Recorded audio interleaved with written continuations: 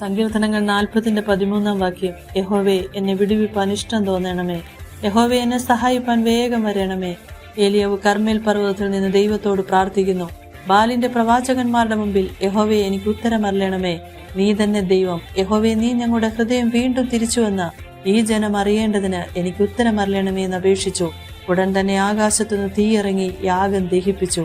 ഏതു പ്രയാസഘട്ടത്തിൽ നിലവിളിക്കുമ്പോഴും വേഗത്തിൽ ഉത്തരമല്ലെന്നൊരു ദൈവം. നയിനിലെ വിധവയുടെ സങ്കടത്തിൽ നിന്ന് വിടുവിപ്പാൻ യേശുവിന് ഇഷ്ടം തോന്നി. ഏകമകന്റെ ശവമഞ്ചവും പേര് സങ്കടത്തോടെ വന്ന അമ്മയെ കണ്ട് യേശു മനസ്സലിഞ്ഞു. കരയണ്ട എന്ന് പറഞ്ഞു.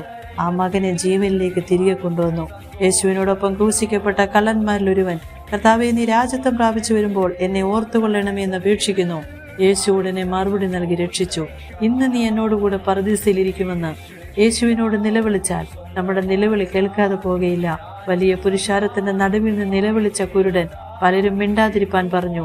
അവൻ ഉറക്ക സഹായത്തിനായി നിലവിളിക്കുന്നു. യേശുവിന് കരുണ തോന്നി അവനെ വേഗത്തിൽ വിടുവിച്ചു.